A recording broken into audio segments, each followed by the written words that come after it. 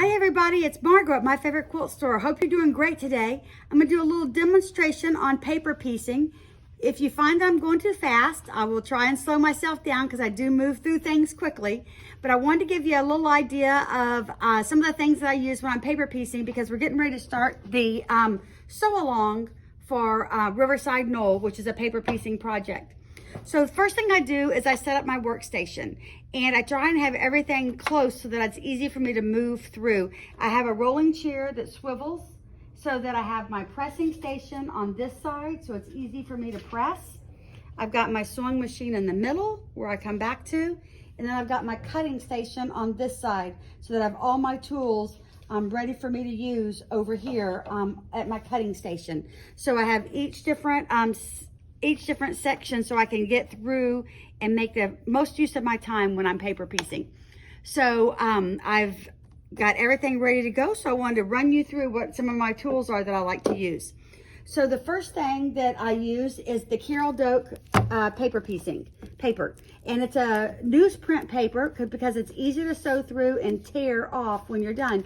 You can also at Kinko's get some newsprint or use other newsprints that you can find. This is just one of the ones, the brand that I find that I use. If you use regular paper, it's a little harder to tear off and might distort the block whenever you're taking it off. So this is what I always use, is the Carol Doak paper for the Carol Doak piecing. So the other thing you're gonna need is add a quarter ruler. So there's a tall one, a long one, and then we also have like a shorter one. So this one's about 6 inches. This one's at least 12 inches. So it depends on the size of your project as to which one you're going to use. You may have to move this ruler twice while you're doing your cut. This one, you probably don't have to move at all. So you have a choices of which ones you want to use. And they also come in a lot of different colors. So the other thing that I use is my paper scissors. So when my shears start getting dull from cutting fabric and use, I go ahead and take a Sharpie and mark on their paper. So I know that these are paper scissors. So I know that I'm not gonna get as good a cut with fabric in it, but I can also cut paper with it and it's not gonna ruin my good shears. So I need a rotary cutter. And then I need a ruler to help square up the block, which I use one of these that has the nice little 1/4 inch, all the marks on it, an Omni-Grid ruler. And need some flower head pins so that I can use this in case I need to pin something. And then the one thing that I always use or have on hand to use is removable tape. Some of you may still have the pre-pandemic. Since the pandemic, I've not been able to find this in any store. They used to have it at Walgreens and places, and it came in this blue container like this. You may still own some. But the way I found it most recently is buying a roll of it through Amazon, the blue Scotch removable tape. And then I also bought a little holder from them to put it in. It was like 58 cents or something like that. That was really inexpensive to hold my removable tape. So you can make your own roll of removable tape. We also got in this tape called highlighter tape that is a removable tape also. We just got this into the store to sell. Haven't tried it yet, but we'll see how it works today. So those are my 3 ways you can buy removable tape. I sometimes use magic tape if I don't have anything else, but I find that it's a lot harder to work with. It's thicker and very difficult to remove at the end because it's got too much stickiness to it. So the removable tape has a lot less stick on the back of it, and that's why it's easy to remove, but holds it in place just long enough for you to get your work done that you need to get done with the removable tape. So this is the block that we're going to be making today. So it's a pretty simple block. It's a heart and it's 2 colors with a white on the outside.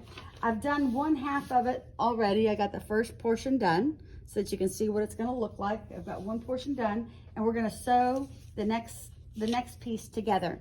So in paper piecing, the first thing you're going to want to look at is, so once you get it cut once you get the paper printed, then I cut the shape outside the sewing lines. So the dark lines are the sewing lines. This puts your block together, this line. This is your sewing line for when you're paper piecing. And this outside lighter line is your 1/4 inch seam allowance. So you want to make sure to cut outside the 1/4 inch seam allowance because you have to have that seam allowance to sew that last dark seam. So anytime you have a dark sheet of paper, a dark line on here, that's a sewing line. Lighter lines are margins, quarter inch seam allowances. So I can show you that over here too. This is a sewing line. This is the 1/4 inch seam allowance. So let's get started on this. So the first thing you're going to want to do is look at your numbers of your pieces. So this is 1, 2, 3, 4, 5. So we're going to start with piece number 1, which is my lighter color here. I've gone ahead and cut strips. So what I did was I took a ruler and I measured what the widest point was, which is about 2 inches, and then I added, so then you need to add a 1/4 inch on each side. So you're gonna have, that would be at least 2.5 inches.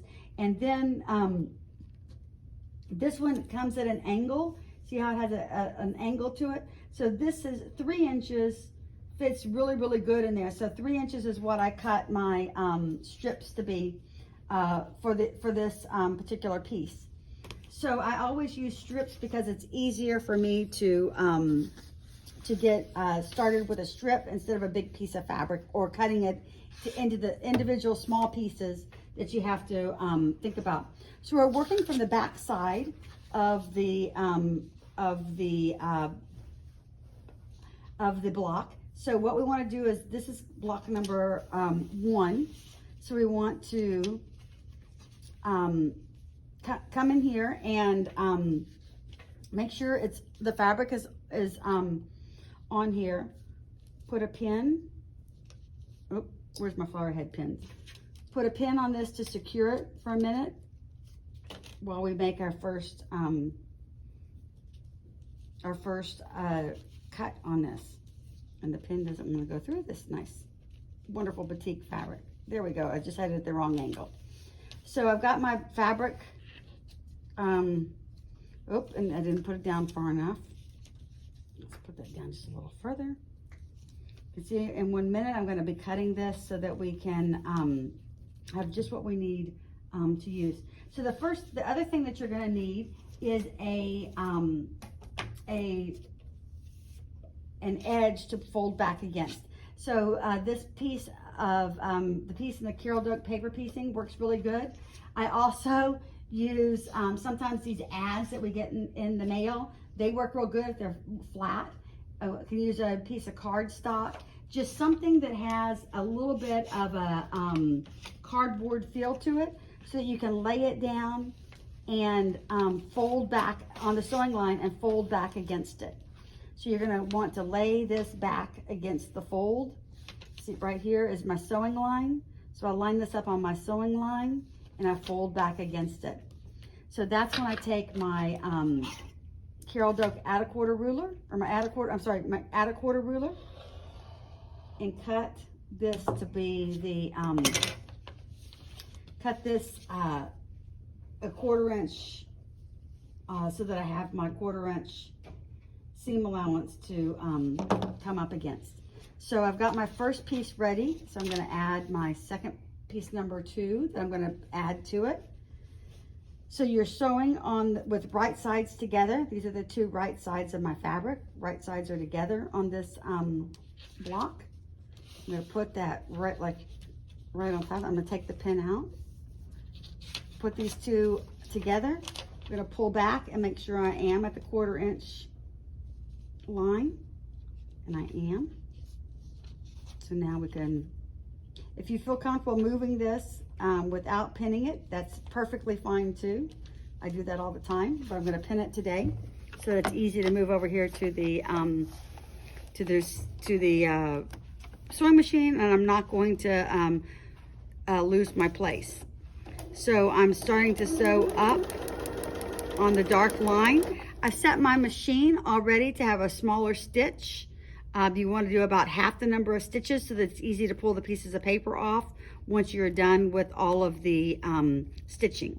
So we're going to sew all the way out to the seam allowance. So you want to sew through the seam allowance before you stop sewing. Pull it out, flip your threads. Now I'm going to remove that. Normally after this, I don't really need a pin any longer. So now I've got my 2 pieces.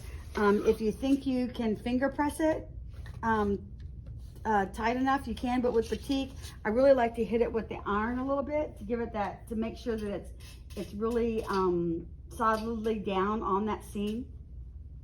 And it is now. So I'm going to come over here and I'm going to look for the next sewing line. I'm going to be attaching piece number 3. So I'm going to go to sewing line, to the sewing line that I'm getting ready to sew on. I'm going to turn the paper back and fold it over my straight edge. Take my rotary cutter, cut off the excess fabric that I don't need, and find the fabric that I do need. And that would be this one. With right sides together again, I'm going to put this fabric down on top of this one, right sides together, because I'm working from the back of the block.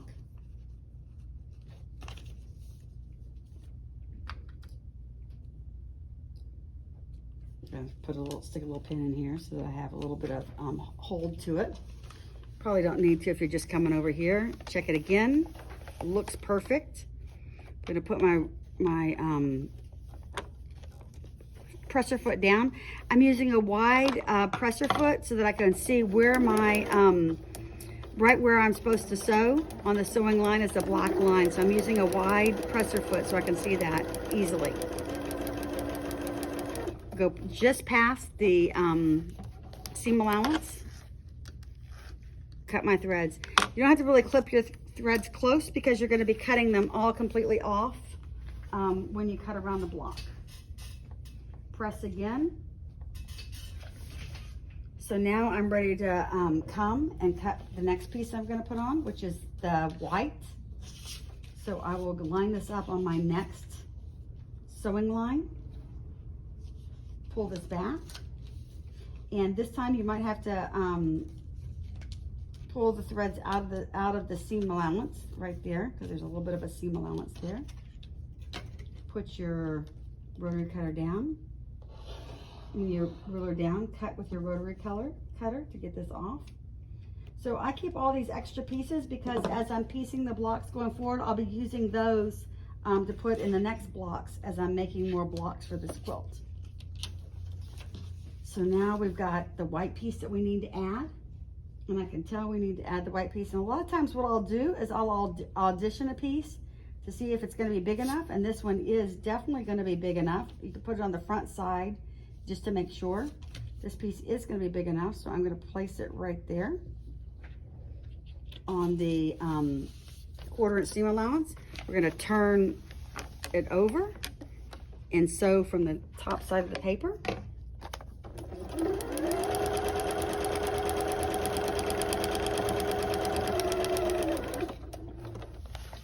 That done.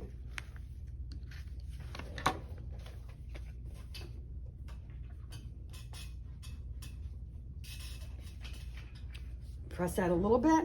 Got one last piece to put on, and then we're going to square up this block and make put our block together. So we're going to pull this back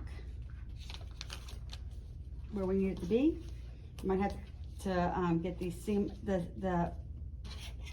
the sewn pieces, push them out a little bit from the paper, pull them out from the paper.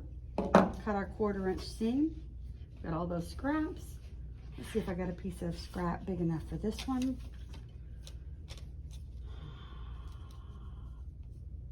Yeah, that should fit perfectly right there.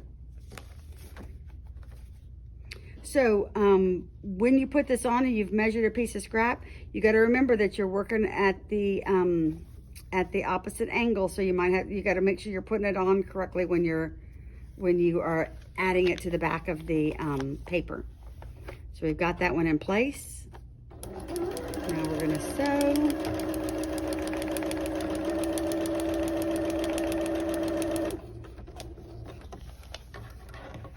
Got that done. Now we're going to press. And I do always give the last one a little bit of a press just because I'm going to cut around to the seam allowance. So I want to make sure that I have everything that I need. So now I'm going to cut around the seam allowance. So this is the seam allowance. This is the sewing line. So I match my 1/4 inch right up here to the edge. Cut on the 1/4 inch margin. Turn the block. Cut on my 1/4 inch seam allowance. Oops, that one I didn't press hard enough right there in the center. Got it all. When you're going through 3 thicknesses of fabrics, it takes a little bit stronger of a cut. This side.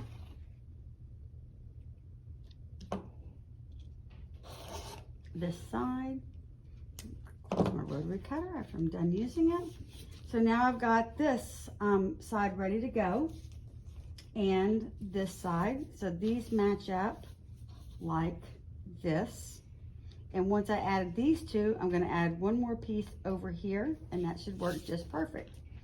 So the third piece to this block is just a white piece. So I will take this and use my flathead pin it down since it's just one piece. I'm going to cut completely around it with this cutter, with this ruler. Let me open my ruler cutter back up. One. Didn't get it quite to the edge. So the problem with paper piecing is that you have a lot of little pieces at the end and a lot of trash. So I don't have one right here, but I would normally have like a little trash bag sitting on my table to put my scraps in and my trash, so that in case I'm looking for a little piece or something later, I can just go through it, keep my sewing area clean, but have a place to look back through my pieces in case I'm looking for a smaller piece. So again, I'm cutting on the 1/4 inch seam allowance side, and so I've got my third piece done. So when you're sewing this together, you're going to add these pieces first. So when I'm doing paper piecing, what we're trying to line up is the corner. So I'd stick a pin in this corner, and it looks so that it comes in this corner just perfectly, along with that corner just perfectly. That does. Now this is a very straight pin when I have it sitting straight up like this, so that I know that my points are perfectly aligned. And so what I don't want to do is distort that sewing line. So I am going to pin away from it over here so that it stays in place, but I'm not going to be right on top of that sewing line. So then what I'm going to do is I'm going to also take a pin, stick it in this corner, make sure it goes into that corner. It does perfectly. So then I'm going to pin one more time this way. Make sure that it stays flat in place. So another thing that I find very handy when I'm doing this is I will now make my stitch a little wider, and I will just do a basting stitch first on the seam line, a little bit at a time, especially where things come together. So I'll baste this like this, and I'll skip a ways, and I'll baste. And like this looks like it might be where something combines, so I'll baste right here, and then I'll baste here at the end. Okay, so now I'll look at this. Okay, I just basted this so that we can make sure everything lines up. It's especially important when you're matching pieces in the centers of things and matching points, so that you can, if you baste it first, you can see how close you are to where it's actually going to go. And it looks like this came out perfect, that all of this point is going to match right there. This point looks good right here. Everything looks good. So then what I do is after I check my basting, is I go back to the machine, take my stitch length back down to where I had it, and I go back and sew right on top of the line. Now I don't have any pins in here for distortion, and I know that if I sew directly on this line, I'm going to be very, very accurate. So the reason why I only put a few basting stitches in and then skip is because if they're seen, if you can see them whenever I get done sewing, I can remove them very, very easily. So I baste first, and then I can always remove the basting stitches. So we cut the threads here. We can open this up, and it matches perfectly right here and right here. So let's give this a quick pop of the iron so that we have everything nice and flat. I'm going to press it really, really quick. So we have it flat, and then we have one last piece to add. This one right here to this side. So I'm going to put this here. Let me look for a couple of pins. I'm going to put it in the corner there and match it to the corner here on this one. Nope, I got to go over just a little bit more. Corner to corner. Corner to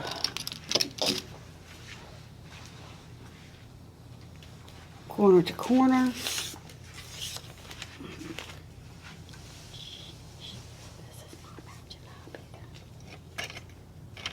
Corner to corner. Okay, I got to match it down just here a little further. So if you put your pins in first, you can see if you're on the corner or not on the corner. And those are the most important things to make work. So I'm going to get that corner.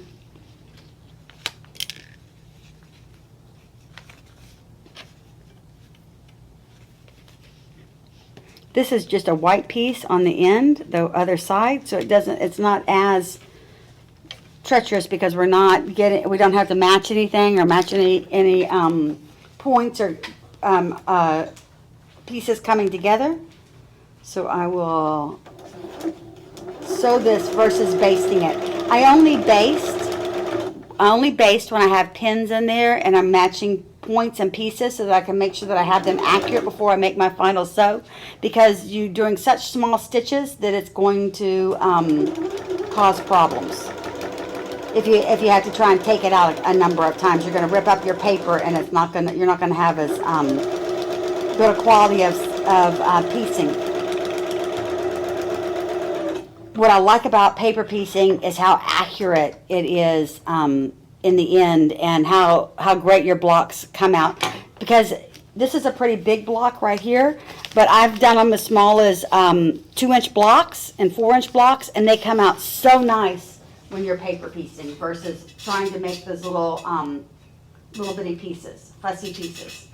So here is my block complete. The whole heart is done, and you can see that the back is still on here. Now I will not take the paper off until I sew the next ones to it, because these have to match right here, and those are going to have to match and down here. So I've got matching to do on all sides, so I will keep the paper on until I get the next blocks sewn and the rows sewn together. So here's how the heart block comes out. I'm really pleased with it, and I hope you are too. Please watch the next video called How to Fix a Mistake on Paper Piecing. So I'll show you a mistake, and we'll talk about how to fix it. Thanks so much for watching us. And we will be right back with the next video. Check it out. Paper piecing, how to fix a mistake. Thanks.